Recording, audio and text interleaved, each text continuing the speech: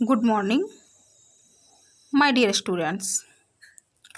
कल हमने आपको कैलोरी के बारे में बताया था और आज हम आपको विभिन्न अवस्थाओं में ऊर्जा की मात्रा के बारे में बताएंगे।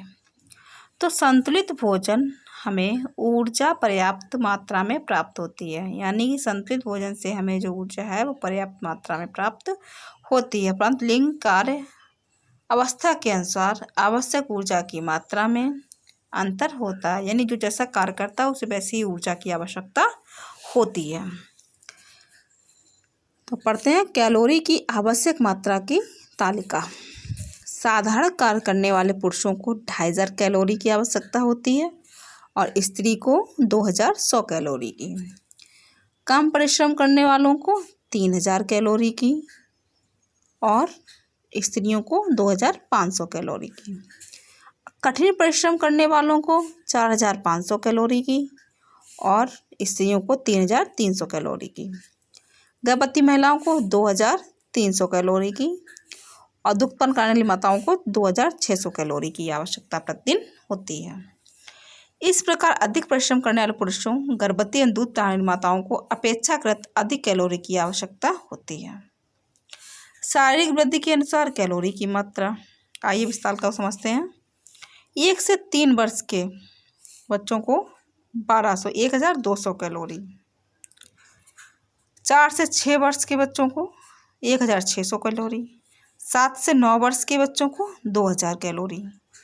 आयु के अनुसार 10 से 12 वर्ष को लड़के को 2500 कैलोरी और लड़कियों को 2500 कैलोरी। 13 से 15 वर्ष के बच्चों को 3200 कैलोरी और लड़कियों के लिए 2800 कैलोरी। 16 से 20 वर्ष के बच्चों के लिए 3800 कैलोरी और लड़कियों को 3400 कैलोरी की आवश्यकता होती है।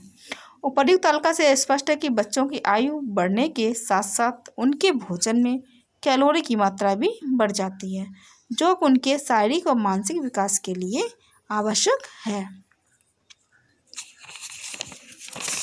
चलिए पढ़ते हैं विभिन्न अवस्थाओं में संतुलित भोजन, यानी कि किन किन अवस्थाओं में हमें किस भोजन की आवश्यकता होती है, संतुलित भोजन की हमें क्या आवश्यकता होती है। प्रत्येक प्राणियों के संतुलित भोजन में अंतर होता है, जो कि उनके लिंग, अवस्था व श्रम आदि पर निर्भर करती है।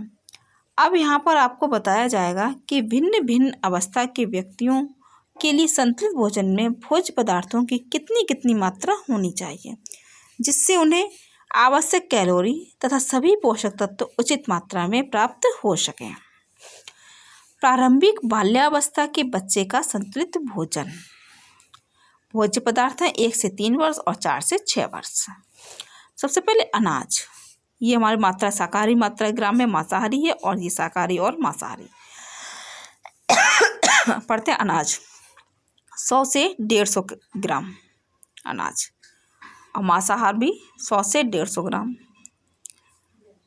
और 4 से 6 वर्ष के 140 से 200 ग्राम और 140 से 200 ग्राम। ये हो गया अनाज, इतने अनाज की आवश्यकता होती है। दालों की 3 से 50 ग्राम, 30 से 50 ग्राम। मांसाहार 20 से 40 ग्राम। शाकाहार के लिए 4 से 6 वर्ष वाले बच्चों के लिए 40 से 60 ग्राम और 30 से 50 ग्राम। हरी सब्जियां 50 ग्राम। मांसाहार भी 50 ग्राम, शाकाहार 75 ग्राम और मांसाहार 75 ग्राम। अन्य सब्जी 30 ग्राम, मांसाहार 30 ग्राम, शाकाहार 30 से 50 ग्राम और मांसाहार 30 से 75 ग्राम। फल 100 ग्राम, मांसाहार 100 ग्राम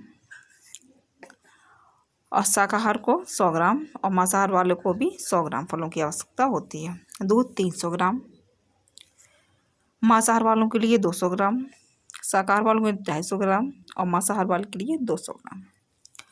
अंडा मांसाहार वालों 30 ग्राम, मांसाहार वालों के लिए 30 ग्राम। मांस मछली 30 से 40 ग्राम मांसाहार के लिए और 30 से 50 ग्राम। बसा तेल 20 ग्राम, मांसाहार 30 ग्राम, शाकाहार के लिए 25 ग्राम और मांसाहार के लिए 25 ग्राम। चीनी 30 ग्राम, मांसाहार के लिए 30 ग्राम और शाकाहारी व्यक्तियों के लिए 40 ग्राम और मांसाहारी व्यक्तियों के लिए 40 ग्राम। तो ये हमें प्रतिदिन इतनी खाद्य सामग्री की आवश्यकता होती है संतुलित भोजन के अनुसार।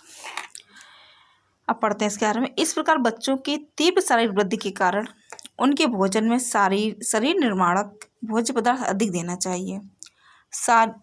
शाकाहारी बच्चों को मांसाहारी की अपेक्षा प्रोटीन के लिए दूध व दालें अधिक दी जानी चाहिए, क्योंकि मांसाहारी व्यक्तियों को तो मांस से ही प्रोटीन प्राप्त हो जाती है, परंतु शाकाहारियों के लिए दूध व दालें ही प्रोटीन का माध्यम है।